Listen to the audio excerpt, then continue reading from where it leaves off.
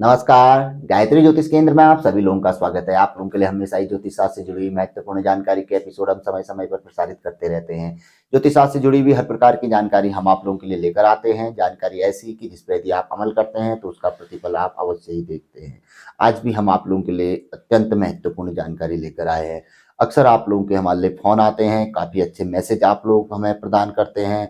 तो आप लोगों के बीच से काफी समय से हमें फोन आ रहे थे कि गुरुजी किसी बड़ी सेलिब्रिटी जो कि बहुत बड़ी हस्ती जिनको हर कोई पहचानता हो, उनकी कुंडली का विश्लेषण जैसे अन्य गुरुजी लोग करते हैं तो आप भी करके बताइए, जिससे कि हमें यह जानकारी प्राप्त हो सके कि किस ग्रह के कारण व्यक्ति के जीवन में रुकावट आई या किस ग्रह ने किस सेलिब्रिटी यानी कि विशेष हस्ती को बहुत आगे तक पहुंचाया। तो इसी क्रम में आज हम आप लोगों के लिए बॉलीवुड के अभिनेता संजय दत्त की जन्म पत्रिका आप लोगों के बीच लेकर आए हैं, जिन्हें एक ग्रह ने नायक से खलनायक बना दिया। जो कि अगर सही समय पे उस ग्रह से संबंधित उपाय आदि हो जाते तो आज संभवतः हो सकता था। ये तो विधि का विधान है, भाग्य का लिखाया है, जिसे कोई नहीं टाल सकता। लेकिन हम कह सकते हैं ज्योतिष शास्त्र के अनुसार यदि समय पे अगर चीजें की जा सकती तो कुछ तो बदला जा सकता था। हो सकता था आज वह खलनायक न होकर नायक से महानायक भी हो सकते थे।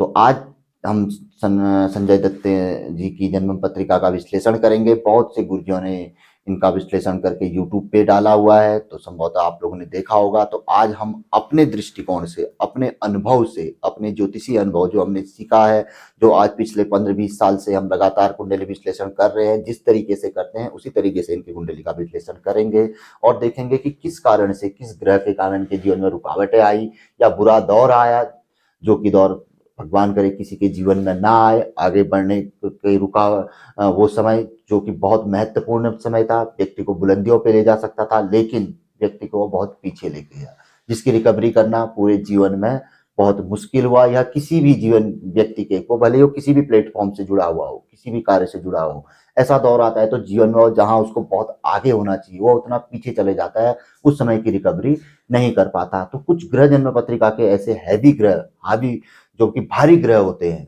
जिन्हें काबू करना बहुत मुश्किल होता है। समय पे अगर जाग गए, अगर वह बिल्कुल ऐसी मुद्रा नासूर ना बने, फिर वो किसी की ना सुने, जब वह सुन सकते हैं तब तक यदि उनका उपाय कर लिया जाए तो वह मान जाते हैं और व्यक्ति को बहुत कुछ दे सकते हैं। फिर ऐसी अवस्था में वो आ जाए कि जिसे हम नासूर कह रहे हैं, कि वह फिर व्यक्ति की सुने ही ना, भले वो कैसी आराधना करते। तो ऐसी स्थिति में ग्रह को नहीं आने देना है, वहां पर कोई पीड़ादायक होता है, बहुत मुश्किल से ग्रह मानता है। तो आज हम बात कर रहे हैं संजय दत्त जी की जन्म पत्रिका का। इनकी जो डेट ऑफ बर्थ है वह है 29 जुलाई 1959, जो कि सर्वमान्य है, हर जगह पे यही विदित है। तो दिन में 3 बजे का जन्म है इनका, मुंबई का जन्म है, यानी कि 29 जुलाई 1959, 1959, दिन में 3 PM मुंबई का जन्म है इनका। वृश्चिक लग्न व वृषभ राशि जन्म बनती है। तो पहले ग्रह से हम विश्लेषण करना शुरू करते हैं। पहला ग्रह जो कि सूर्य ग्रह है, सूर्य ग्रह जन्म कुंडली के दशमेश हैं और भाग्य भाव में बैठे हुए हैं। दशमेश यानी कि जीवन में रोजी रोटी, मान सम्मान, यश, पद, प्रतिष्ठा आदि सब चीज का स्वामी है। और साथ में दशम भाव में बैठा हुआ है। विशेष तौर पर पिता का कारक भी सूर्य ग्रह को माना जाता है और दशमेश को भी माना जाता है। तो दोनों एक चीज होने से सूर्य बली हैं और भाग्य भाव में बैठे हुए हैं। तो जिससे कि, क्योंकि दशम भाव पिता का भाव भी कहा जाता है और सूर्य ग्रह को पिता का कारक कहा जाता है, तो दोनों एक चीज होने से पिता का प्रभाव जन्म ऐसे जातक की जन्म पत्रिका में ज्यादा पड़ता है, या व्यक्ति के जन्म पत्रिका में नहीं, व्यक्ति पे ज्यादा प्रभाव पड़ता है। दूसरे ग्रह चंद्रमा जो कि भाग्येश हैं और सप्तम भाव में उच्च के बैठे हुए हैं। भाग्येश यानी कि किस्मत का स्वामी, और साथ में चंद्र ग्रह को माता का कारक भी कहा जाता है। सप्तम भाव में यह उच्च के बैठे हुए हैं, यानी कि सूर्य ग्रह व चंद्र ग्रह की अच्छी स्थिति तो व्यक्ति को माता पिता का पूर्ण सुख बचपन से ही प्रदान करती है। और दूसरा सबसे महत्वपूर्ण बात, क्योंकि सूर्य और चंद्र क्योंकि बलि हैं, तो पिता के ही प्लेटफॉर्म में, माता से ही संबंधित प्लेटफॉर्म में व्यक्ति अपना जीवन यापन करता है। क्योंकि संजय दत्त अभिनेता तो है ही, तो इनके पिता और माता भी सभी लोग जानते हैं कि अभिनेता अभिनेत्री थे।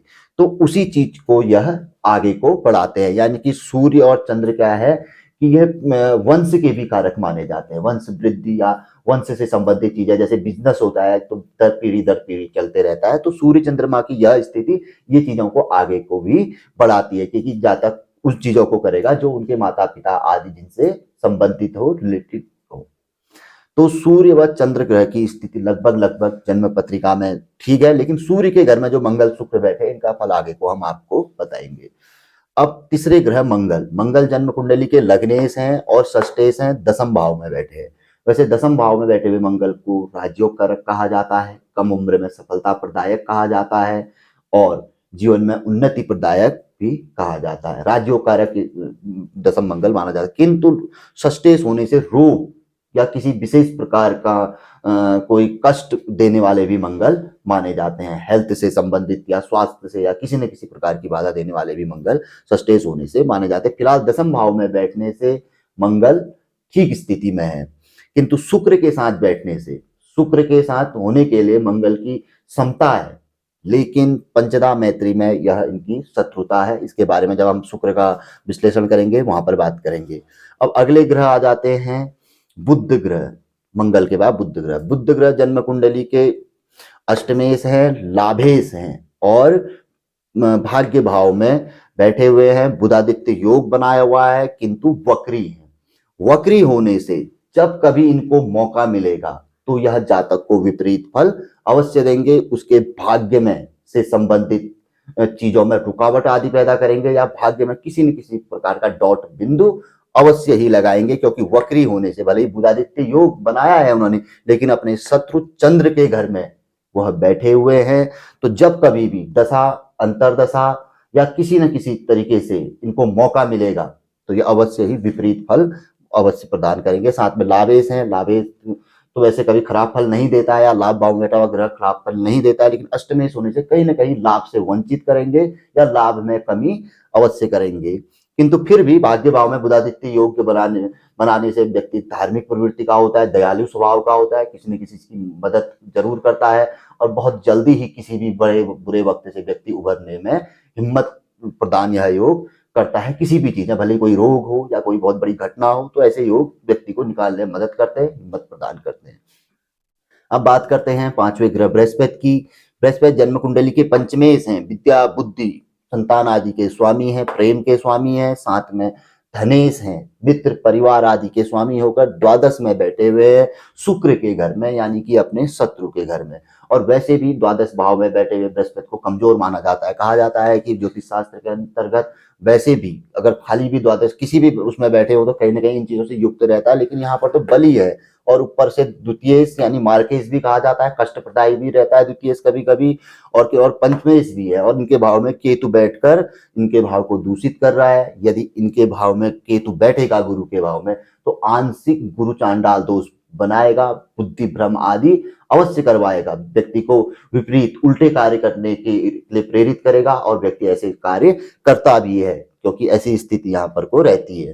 तो क्योंकि बृहस्पति भी स्वयं कमजोर है। द्वादश व्यय भाव व्यसन भाव, कोर्ट कचहरी मुकदमा जेल आदि का भाव कहा जाता है।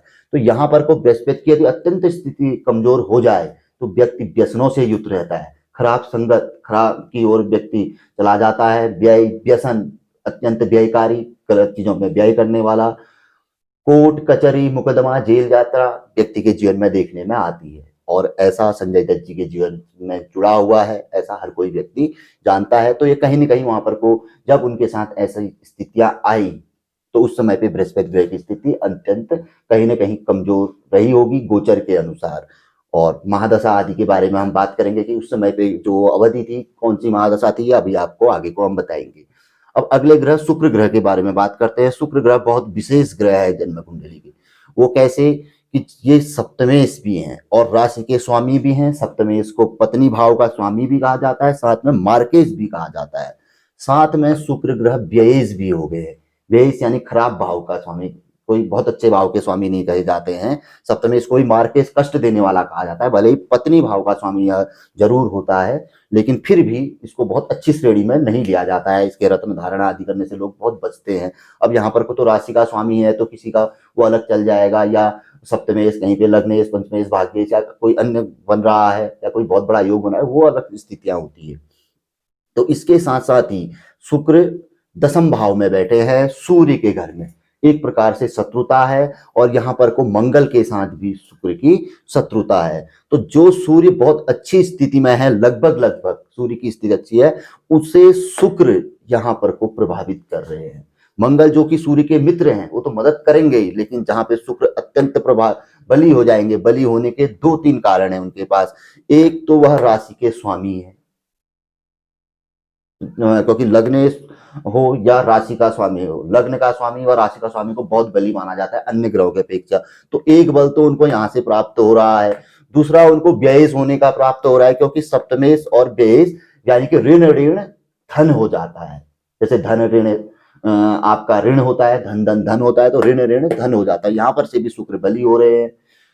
तो शुक्र कहीं ना कहीं जीवन में जब उनकी दशा अंतरदशा या खराब स्थिति में वह आएंगे, तो यश मान सम्मान पद प्रतिष्ठा आदि में गिरावट अवश्य करेंगे, या वहां पर कोई सहयोगी व किसी ग्रह के साथ अवश्य बन जाएंगे, क्योंकि यह शुक्र की प्रवृत्ति रहेगी। भले ही राशि के स्वामी जरूर हैं, और कहीं ना कहीं वैवाहिक जीवन को भी यह जीवन में प्रभावित करेंगे। कहीं ना कहीं दो विवाह आदि का जीवन में योग अवश्य रहेगा, क्योंकि यह मार्केस के साथ साथ व्ययेश भी है, और यहाँ पर कोई कहीं ना कहीं बहुत कमजोर स्थिति में भी देखने में आ रहे हैं। अब इसके बाद अगले ग्रह आते हैं शनि ग्रह। शनि ग्रह जन्म कुंडली के तृतीयेश हैं, चतुर्थेश है, और तीसरे भाव में बैठे हैं वक्री होकर, जो कि लगभग लगभग एक प्रकार से ठीक स्थिति में है।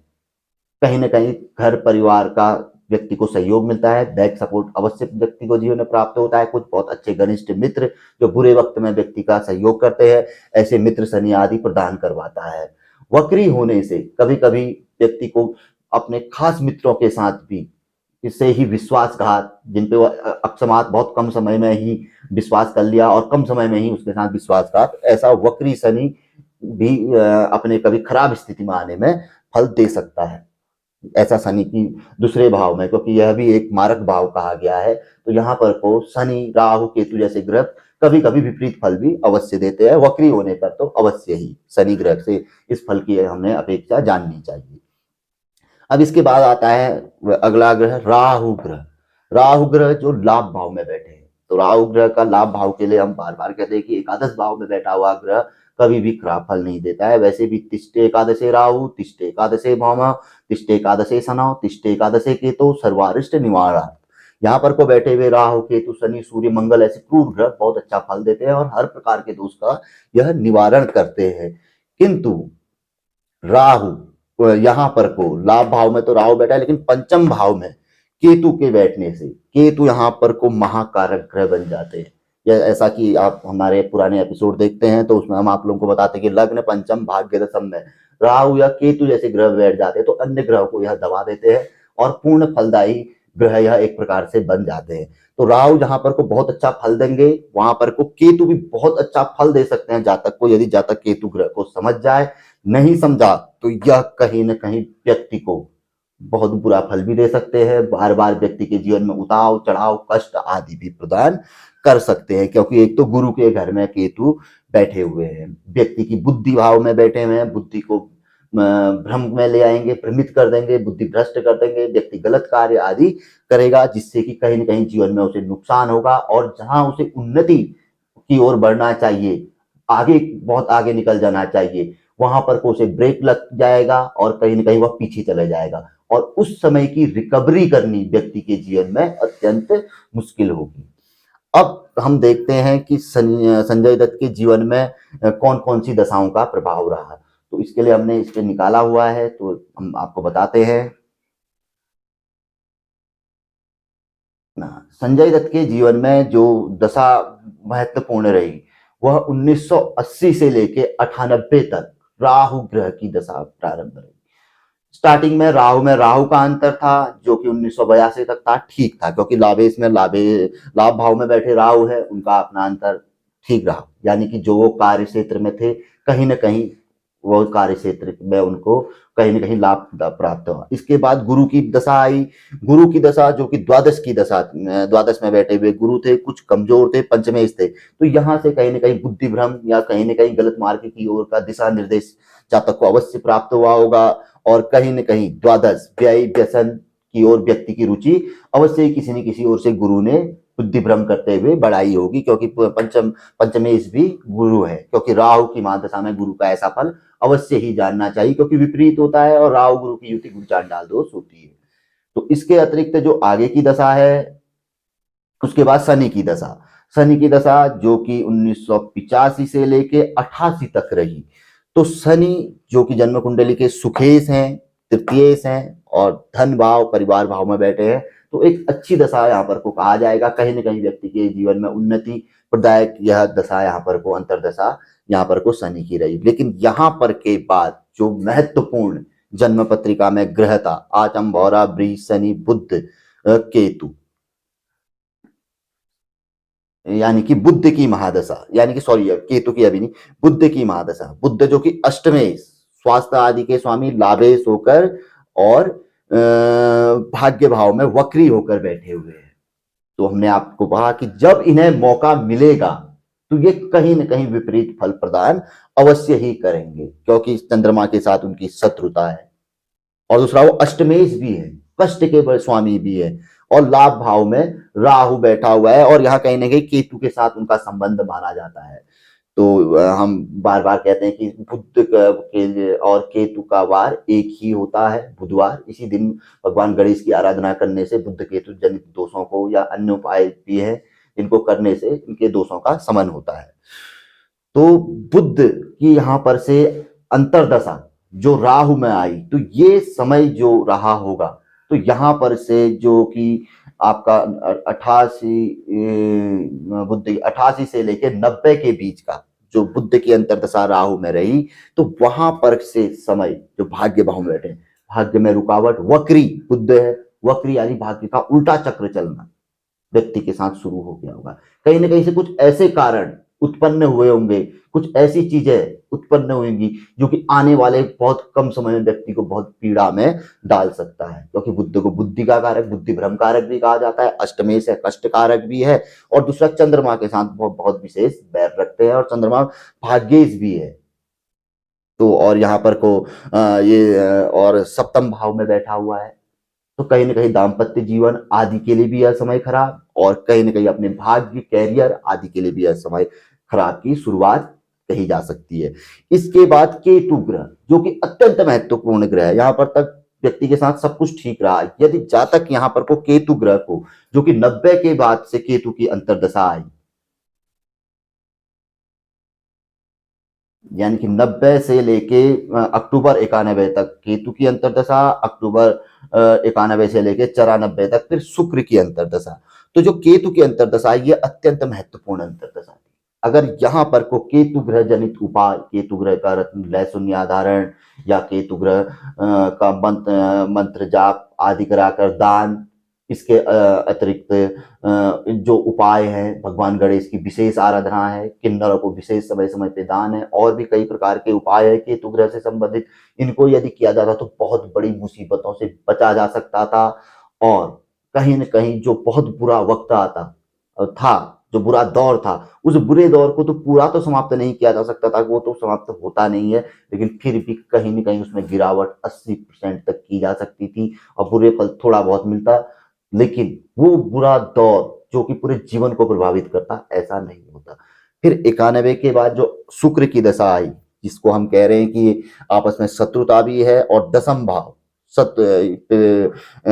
दशम भाव में वह बैठे हुए हैं और सप्तमेश मार्केश भी है, व्ययेश भी है।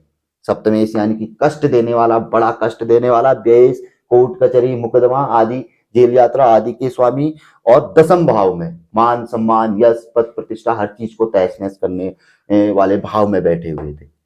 तो उन्होंने राहु में शुक्र का जो योग रहा अभूतपूर्व योग, वो जहां अगर केतु का उपाय किया जाता या केतु संबंधित चीजों को समझा जाता तो वो अभूतपूर्व योग व्यक्ति को ऊपर की ओर उन्नति की ओर वृद्धि करता। तो उस अभूतपूर्व योग ने विपरीत फल देते हुए जो उन्नति थी उसको डाउन करते हुए उस समय को बुरे दौर पर तब्दील कर दिया, जिसकी भरपाई पूरे जीवन भर व्यक्ति नहीं कर सकता, वो कोई भी हो, ऐसी परिस्थितियां किसी के साथ भी बनी हुई हो।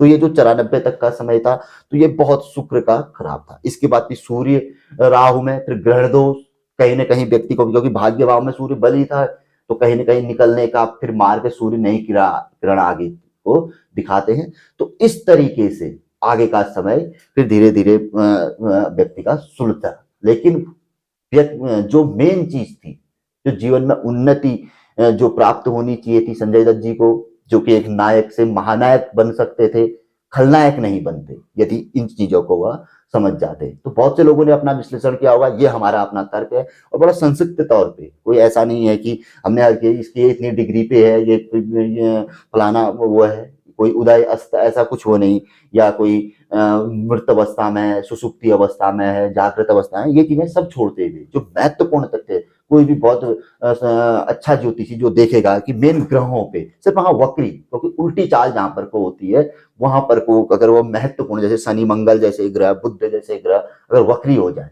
तो ये कहीं ना कहीं जीवन में बहुत विपरीत फल, अपनी दशा, अंतरदशा, प्रत्यंतर दशा, या जिसमें पे कुछ भावों के कारक है, अच्छे भावों के कारक है, खराब स्थिति में आ गए तो वहां पर कोई, या खराब स्थिति में खराब भाव में आ गए तो वहां पर कोई कष्टदायी होते हैं। तो इस तरीके से संजय दत्त जी का जो स्टार्टिंग का हो रहा, फिर आगे का समय तो सभी को बताया, धीरे धीरे उन्होंने आगे को फिल्मों में, आगे को कई फिल्में की, थोड़ा बहुत उनको मुन्ना भाई वाले में सभी लोग जानते हैं, थोड़ा बहुत उनको ख्याति प्राप्त हुई, जो आगे को दशाएं चली, चंबौरा गुरु की दशा चली 98 के आसपास से, और जो कि गुरु व्यय भाव में थे, पहले तो कष्ट दे चुके होते हैं, गुरु को कुल देवता का कारक भी कहा जाता है, और गुरु थोड़े में मान भी जाते हैं, अगर व्यक्ति गुरु से संबंधित थोड़ा बहुत भी कुछ कर लेता है, यानी पुखराज रत्न भी धारण कर लेता है। अक्सर आप देखते होंगे, हमने कई बार देखा है, क्योंकि इसमें देखते भी रहते हैं हम लोग, न्यूज में भी देखते हैं, कहीं पर भी आ जाते हैं, तो पुखराज के हाथों में रत्न के लिए हम विशेष तौर पर सेलिब्रिटी आदि को देखते हैं, तो रत्न धारण किए रहते हैं पुखराज आदि। अब आजकल तो पता नहीं, बहुत पहले की बात आपको मैं बता रहा हूँ, आप लोगों ने संभवतः देखा होगा जो लोग जानते हैं। तो कहीं ना कहीं गुरु ने आने अपनी दशा में पहले तो खराब फल दे दिया था, राहु के साथ गुरु चांडाल युति आदि जो भी उनका बना था, क्योंकि केतु उनके घर में था, लेकिन अपनी दशा में उन्होंने फिर भी थोड़ा बहुत व्यक्ति को आगे को बढ़ाया। हो सकता है उस समय पे जाग गए हूँ, कुल देवता आदि की आराधना, गुरु संबंधित उपाय आदि जातक ने किए हूँ, तो फल में खराब फल में रुकावट हो जाती है, उसका समन हो जाता है, और सुफल भी प्राप्त जातक को होता है। तो ये एक संक्षिप्त कुंडली विश्लेषण था जो हम आप लोगों के लिए बीच में लेकर आए, कि किस एक ग्रह के द्वारा जो व्यक्ति को अगर उपाय हो जाता तो बहुत आगे उन्नति दे देता, लेकिन उपाय न होने के कारण जीवन में रुकावट लेके आया। तो ऐसा ग्रह जन्म कुंडली में इनके केतु ग्रह जो थे वो थे, इन केतु ग्रह ने व्यक्ति को प्रभावित किया। अब यहाँ पर कोई छोटी सी बात, इसके बाद हम समापन करेंगे। देखिए, अब यहाँ पर को हम बात करते हैं कि अगर हम केतु ग्रह क्यों कह रहे हैं, हम वैसे भी आप लोग जो लोग देखते हैं कि लग्न पंचम भाग्य दशम में अगर राहु केतु बैठे तो आंख बंद करके रत्न धारण करना चाहिए, किसी और रत्न की स्थिति ऐसी बनती नहीं है। अब कैसे नहीं बनती है, देखिए, मंगल लग्नेश हैं और षष्ठेश हैं, और दशम भाव में बैठे हुए हैं, शुक्र के साथ उनकी शत्रुता है, पंचदा मैत्री में शत्रुता है। वैसे मंगल शुक्र आपस में सम है, मंगल शुक्र को सम मानते हैं, शुक्र भी मंगल को सम मानते हैं, लेकिन अगर पंचदा मैत्री निकालेंगे, पंचदा मैत्री का नियम क्या होता है कि अपने स्थान में बैठे हुए ग्रह से 2, 3, 4 और 10, 11, 12वें स्थान में बैठे हुए ग्रह का मित्र होता है। यानी कि सूर्य से अगर हम गणना करेंगे तो सूर्य को पहला मानते हुए, तो सूर्य से जो 2, 3, 4, 10, 11, 12वें स्थान पर ग्रह बैठा होगा वो सूर्य का मित्र होगा। और इसके अतिरिक्त जो अन्य स्थान बचे हमारे 1, 5, 6, 7, 8, 9, इन स्थान में बैठा हुआ ग्रह शत्रु होगा। ये पंचदा मैत्री का तात्कालिक मैत्री निकलती है, फिर जाके पंचदा मैत्री बनती है, उस हिसाब से यहाँ पे शत्रुता है। तो अब ये शत्रुता है, लेकिन सूर्य के घर में बैठे हैं तो वैसे कोई ज्यादा बहुत अच्छा फल नहीं दे सकते। तो यहाँ पर को मंगल ग्रह की आराधना, अगर अकेले मंगल होते फिर कोई प्रॉब्लम नहीं थी, लेकिन शत्रु के साथ बैठे हुए कहीं ना कहीं प्रॉब्लम कर देंगे। अब इसी तरीके से देखिए, भाग्येश के चंद्रमा जो है उच्च के तो बैठे, लेकिन सप्तम भाव में बैठे हैं, मारक भाव में बैठे हैं। अगर यही चंद्रमा कहीं दूसरे भाव में बैठ जाते, लग्न में बैठ जाते, तो तब भी कोई बात होती कि चलो ठीक है, लेकिन यहाँ पर बैठ गए, उतने ऑलरेडी एक प्रकार से बली है जो दे सकते हैं, रत्न पहनने की कोई जरूरत है नहीं। अब इसके अलावा गुरु जो कि धनेश है, मार्केश भी है, पंचमेश है, द्वादश में बैठे हुए हैं। द्वादश में ऑलरेडी गुरु खराब फल देते हैं। अगर जहां हम गुरु का रत्न पहनेंगे तो वहां कहीं ना कहीं खराब फल में वृद्धि अवश्य हो सकती है, संभावनाओं से इनकार नहीं किया जा सकता है। तो इसलिए घर में गुरुवार का व्रत उपवास माता या स्त्री के द्वारा जातक ने अवश्य करवाना चाहिए। एक एग्जाम्पल के तौर पे आपको मैं बता रहा हूँ कि किसी की पत्रिका में ये स्थिति हो सकती है। और दूसरा, राशि के स्वामी शुक्र जो कि एक प्रकार से मार्केश हैं और दसम भाव में बैठे हैं, इनका रत्न पहनना कहीं ना कहीं व्यक्ति के जीवन में जो हम उन्नति के लिए पहनेंगे कि हम चलो शुक्र को कला का कारक भी माना जाता है।